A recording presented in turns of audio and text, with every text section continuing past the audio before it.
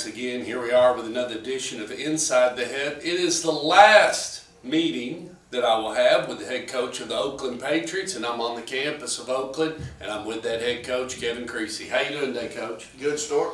Well, last Thursday night went down to South Pittsburgh.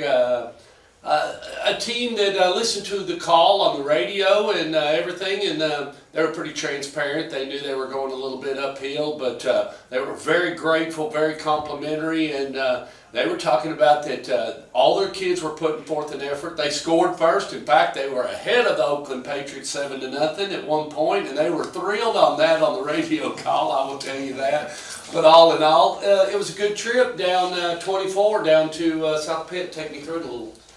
You know, we wanted our guys to go down and experience a game at South Pittsburgh. It's a cool place. It is. I'm telling you, you roll into town and there's pirate flags everywhere, and all the local stores are painted up, and they're ready for some football. And they are a huge football community, awesome stadium. You know, our guys looked at it and was like, man, this is like if Maryville was a small school, this is what their stadium would look like.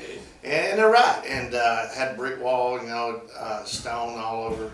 And, you know, the fan base was there to meet you. And I could see where it would be a hostile environment, you know, playoff time. Yes. You know, if you're on the road and had to go to South Pittsburgh and win a game. Like I said, it was rough weather, really raining and storming and lightning around 6 o'clock, but it all blew out. And, probably hurt the crowd a little bit, but still it was a cool little matchup, and an awesome town. You know, they love their football. Coach Stone is the interim coach now, and he's doing a really good job. Like I said, they went down and scored on us first, and to his credit, he could have easily gotten out of the game. He could have found a way to get out. He did what a lot of people, you know, between here and South Pittsburgh wouldn't do. He played us. And so I give him credit for that. And like I said, it was a matchup where we both came out healthy, and you know, we both got to let our seniors play a game that a lot of times they wouldn't have been able to play, and so it was a beneficial trip for us. What will happen next year on that game? Now, are you still contracted to play them, and will they come here just so, can you fill the fans in? No, we really don't know yet. You know, I think they're going to leave it up to whoever they hire. Okay. So that's open-ended. So that game, it was a 1-year contract, and we agreed to come to them.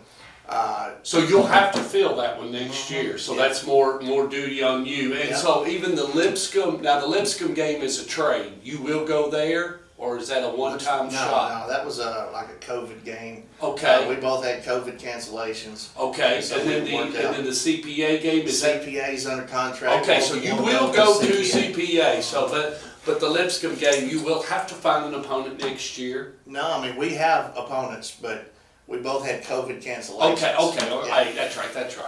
Yeah. Okay, well, moving on, you get back home and get ready for a region game, and next one on the list is Rockville. Rick Rice had a tough last Friday night against Coffee County, the Raiders, and but I filmed the Raiders against Rockville the year before. Coffee County, not a bad team. Maybe Rick was coming off of a little high from the Blackman game, but still, Coach Rice has a real good football team up and coming, and I know you got a lot of respect for the coach from Wayne County. Yeah, I do. Coach Rice is one of the best. I think they have a really well-coached team, and I think Coffee County is good. I know the head coach at Coffee County, Doug Green, does a heck of a job. And we played Coffee last year. It gave us one of our closer games, and they've got everybody back. You know, they got a big-time quarterback. Now, did you get Coach Green in a previous or? Yeah, last year. Yeah, or any other time previous or something? Well, I just know, you know, he used to recruit our school when I was a trustee. He was a college coach. Oh, okay. And so he's been a lot of different schools, and like I said, a lot of different levels. And yeah, Coach Green's a heck of a coach. And like I said, it was a crazy game. We swapped the film with Rockville, and it went back and forth, you know. And so it was a crazy game. A lot of things happened. Good for Coffee, bad maybe for Rockville. And Rockville had an injury with the quarterback. And, they had some uncharacteristic, you know, penalties that they hadn't been doing all year. So we figure they'll get that fixed by the time we play on Friday. Well, and so where does this put you? You're 9-0, and health-wise, how do you feel as far as the Oakland Patriots as you get ready to go into your 10th game in the 11th week? Yeah, this time of year, I don't know anybody that's 100% healthy, Right. but we're trying to get there, and we have one of the best trainers in the state. Heath Forrest does a great job of getting our guys ready to play, and so we've got a few bumps and bruises, but for the most part, we're about as healthy as you can be at this point.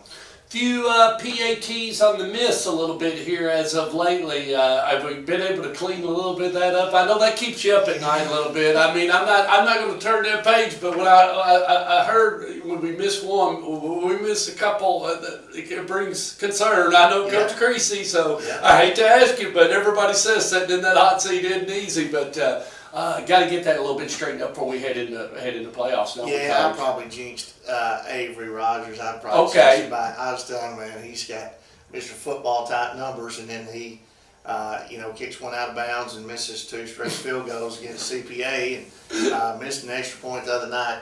But you know what? I mean, nobody is going to be 100%. No, but he's been dead on. That's the reason why I noticed that he has either Hill or Khalil Armand. Both of them have been just excellent all year long in Region 4, 6A play. Avery hit 2 big field goals. He hit one at the CPA game, and before half it got it within 1 score, and then of course he hit one at Lipscomb that was huge. So he's going to be consistent. Like I said, Vlad Bornbosen. Icy type kicker. Yeah, our kicking coach, Vlad Bornbosen, is one of the best around. And so he's, like I said, he took him off and took him to the practice field in the middle of the game. So it was one of those things we're getting corrected right now. So, okay. Yeah, so Avery is a prospect. He went on a college visit this weekend to Harding University in Arkansas. So that'll be our 4th straight kicker that'll go play college football if he's lucky enough. And like I said, it's hard for kickers to get scholarships. They want you to walk on for free and pave your own way for a couple of years and then earn that scholarship. But hopefully they'll show him some money and he'll get to play on Saturdays. Hopefully soon we'll get one on Sunday, then we can really talk. That's what I want. I want one on Sunday. I think we'll get one here real soon. Yeah. In closing, another successful season for the young guys, and that is your freshman football club. We do want to recognize them.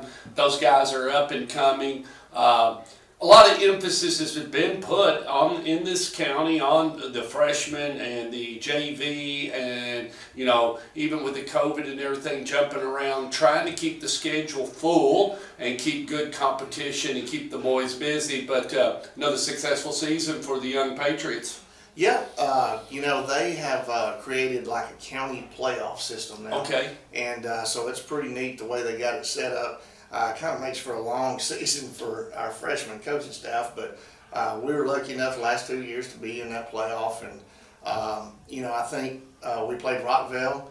I think we were a 1 seed, and maybe they were a 4 seed. And Blackman didn't get to play in the playoffs. They had to do something with their season.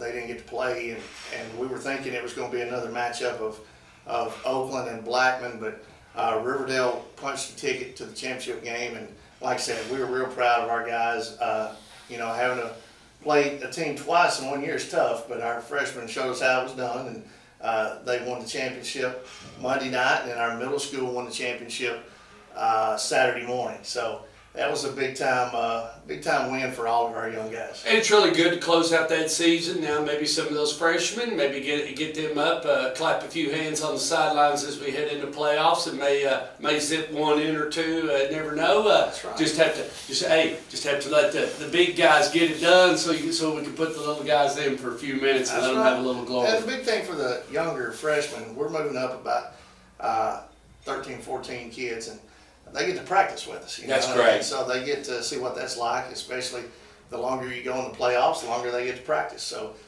there's several teams that aren't, able to make the playoffs, and they're not getting to experience that. So so come Saturday, after Friday night, then you come Saturday, you'll get all next week with them, and Lord will bless a lot of teams throughout the state of Tennessee.